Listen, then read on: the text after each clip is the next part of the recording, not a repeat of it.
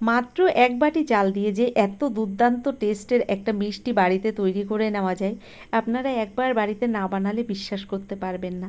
সম্পূর্ণ ভিডিওটি দেখার অনুরোধ রইল। আর ভিডিওটি দেখতে দেখতে যদি আপনাদের কোনো অংশ ভালো লেগে যায়, অবশ্যই একটা লাইক দিয়ে আমার পাশে থেকে যাবেন। চলুন তাহলে দেখে নিন।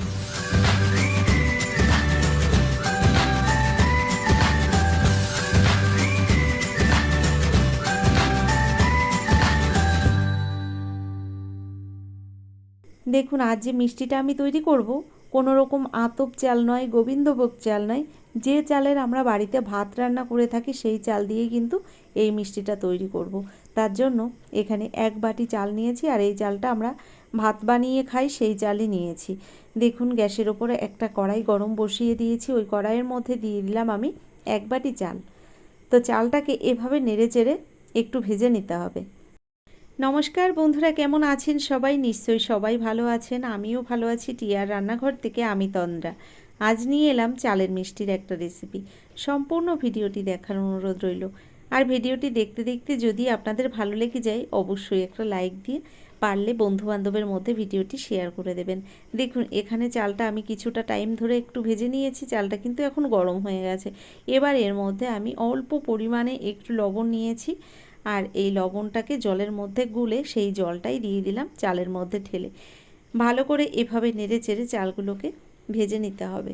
দেখুন, এভাবে কিন্তু জলটা দেওয়ার পরে চালগুলো ভিজে গেছে একদম। এভাবেই নাড়তে নাড়তে একটা সময় চালগুলো কিন্তু আবার শুকিয়ে যাবে।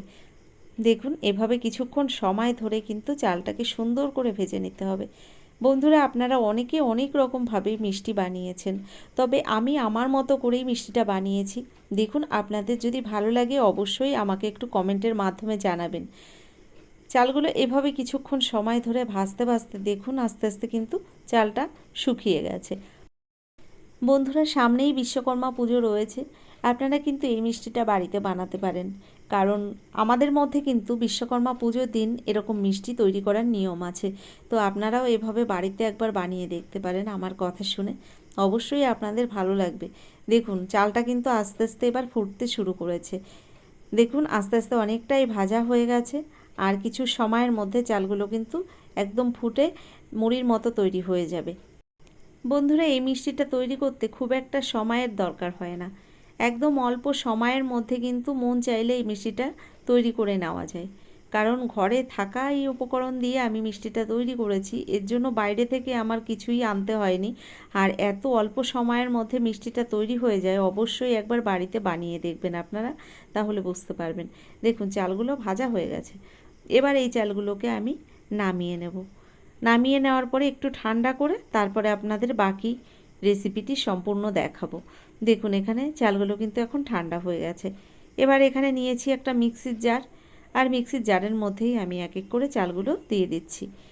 চালগুলোকে ভালো করে গুঁড়ো করে নিতে হবে। আপনারা কিন্তু শিলপাটায়ও বেটে নিতে পারেন। তো আমি এখানে মিক্সির জারের মধ্যে দিয়েই গুঁড়ো করে নিয়েছি। দেখুন, গুঁড়োটা ঠিক এরকম তৈরি হয়েছে। এবার এই গুঁড়োটাকে একটু চেলে নিতে হবে। তো এখানে দেখুন, একটা বোলের মধ্যে আমি এই গুঁড়োটাকে কিন্তু এবার চেলে নিচ্ছি। তো গুঁড়োটা যদিও সুন্দর গুঁড়ো হয়ে গেছে, এর মধ্যে খুব একটা দানা নেই, তবুও যেটুকু রয়েছে সেটুকু আমি চেলে বের করে নেব। তো এভাবে একটু চামচ দিয়ে ঘা দিলেই গুঁড়োগুলো পড়ে যাচ্ছে। দেখুন, সুন্দর গুঁড়োটা তৈরি হয়ে গেছে। আর এইটুকু বাদবাকি আমি যে চালের গুঁড়ো রয়েছে এটা ফেলে দিলাম। ওটা একটু দানা রয়েছে তাই ফেলে দিলাম। সঙ্গে নিয়েছি এখানে একটা নারকেলের অর্ধেক মালা নারকেল কোড়া, আর নিয়েছি 1 কাপ গরম দুধ। সঙ্গে নিয়েছি পরিমাণ মতো চিনি।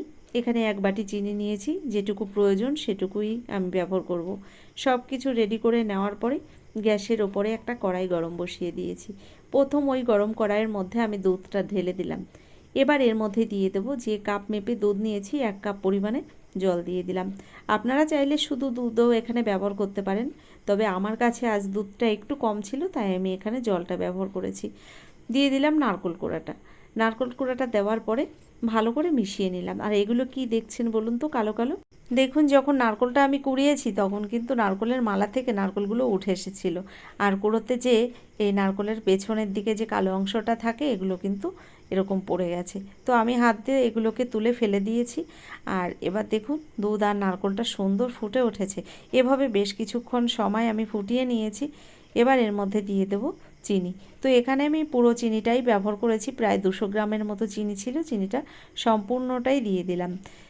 এবার ভালো করে আরও কিছুক্ষণ ফুটিয়ে নিয়ে যে চাল ভেজে আমি গুঁড়ো করে নিয়েছিলাম সেই চালের গুঁড়োটা দিয়ে দিলাম এই দুধ আর নারকেলের মধ্যে। ভালো করে একটু নেড়ে চেড়ে নিতে হবে, ভালো করে এই দুধ আর নারকেলের সঙ্গে কিন্তু চালের গুঁড়োটাকে সুন্দর করে মিশিয়ে নিতে হবে।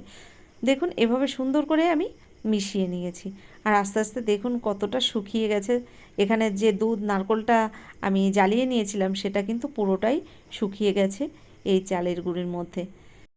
দেখুন এখানে গ্যাসের ফ্লেমটাকে আমি একদম লো ফ্লেমে রেখে এভাবে নেড়ে চেড়ে কিছুক্ষণ টাইম ধরে রান্নাটা করে নিয়েছি। আর এখানে পাকটা প্রায় রেডি হয়ে গেছে, আর কিছুক্ষণ এভাবে নেড়ে চেড়ে আমি নামিয়ে নেব। তো দেখুন পাকটাকে আমি সুন্দরভাবে রেডি করে নিচ্ছি। সত্যি কথা বলতে এই মিষ্টিটা খেতে যে এত অপূর্ব টেস্ট হয়, আপনারা অবশ্যই একবার বাড়িতে বানিয়ে দেখবেন, ভীষণ ভালো হয় খেতে। দেখুন এখানে পাকটা রেডি হয়ে গেছে, এবার আমি নামিয়ে নেব।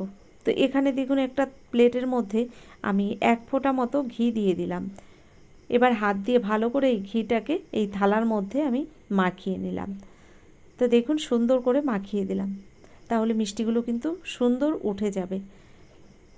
দেখুন এবার আমি যে পাকটাকে রেডি করে রেখেছি পাকটা দিয়ে দিলাম এই থালার মধ্যে। ভালো করে চামচ দিয়ে এভাবে একটু চেপে চেপে থালার সঙ্গে সেট করে দিচ্ছি। তো বন্ধুরা দেখলেন তো কত সহজ একটা রেসিপি, মন চাইলে যে কোনো সময় আপনারা তৈরি করে নিতে পারেন। আর আমার এই রেসিপিটি কেমন লাগলো আপনাদের অবশ্যই কিন্তু সেটা আমাকে লিখে জানাবেন। যদি আমার ভিডিওটি ভালো লেগে থাকে, এখনও একটা লাইক দিতে ভুলে গেছেন, অবশ্যই একটা লাইক দিয়ে যারা এখনও আমার চ্যানেলটিকে সাবস্ক্রাইব করেননি অবশ্যই আমার চ্যানেলটিকে সাবস্ক্রাইব করে আমার ভিডিওর পাশে থাকা বেল আইকনটি ক্লিক করে নোটিফিকেশানটা অল করে দেবেন। তাহলে কী হবে, আমার ভিডিও আপলোড করার সঙ্গে সঙ্গে তার নোটিফিকেশানটা আপনার কাছে পৌঁছে যাবে আর আপনি টাইম মতো ভিডিওটি দেখে নিতে পারবেন। দেখুন এভাবে আমি ভালো করে থালার সঙ্গে সেট করে দিয়েছি। এবার ওপর দিয়ে কিছুটা কাজু বাদাম আমি এভাবে গুঁড়ো করে নিয়েছি আর সেগুলোকে থালার উপরে একটু ছড়িয়ে দিলাম। তো এভাবে ভালো করে আমি কাজু বাদামগুলো ছড়িয়ে দিলাম। সত্যি কথাই কাজু বাদাম দেওয়ার জন্য মিষ্টিটা যেন আরও টেস্ট হয়েছিল। দেখুন এখানে আমি থালার মধ্যে ভালো করে কাজু বাদামগুলো এভাবে সেট করে দিলাম। এবার একটু এই থালাটা ধরে ঠান্ডা করে নিতে হবে, কারণ এখনও গরম রয়েছে। একটু ঠান্ডা করে নিয়ে তারপরে আপনাদের তৈরি করে দেখাবো মিষ্টিগুলো। তো দেখুন আমি সুন্দর করে সেট করে দিচ্ছি এই থালার উপর দিয়ে কাজু বাদামগুলো। দেখুন আমি কাজু বাদামগুলো ভালো করে সেট করে দেওয়ার পরে 30 মিনিট মতো একটু ঠান্ডা করে নিয়েছি। ওই ফ্যানের নিচেই রেখেছিলাম, তার মধ্যেই সুন্দর সেট হয়ে গেছে মিষ্টিগুলো। এবার আমি একটা ছুরি দিয়ে পিস পিস করে এই মিষ্টিগুলোকে কেটে নেব। দেখুন একদম সহজভাবেই কিন্তু আমি এখানে কাটছি, আপনারা যে কোনো শেপেই এখানে কিন্তু কেটে নিতে পারেন। তো আমি একদম সহজভাবেই আমার পছন্দ মতোই কেটে নিচ্ছি মিষ্টিগুলো। তো এখানে আমি আমার পছন্দ মতোই মিষ্টিগুলো এভাবে কেটে নিয়েছি। আপনারা আপনাদের পছন্দ মতোই মিষ্টিগুলোকে এভাবে বানিয়ে নিতে পারেন। বরফি শেপ দিতে পারেন, আবার চৌকো করেও কেটে নিতে পারেন। আপনাদের পছন্দ মতোই আপনারা এভাবে কেটে নিতে পারেন।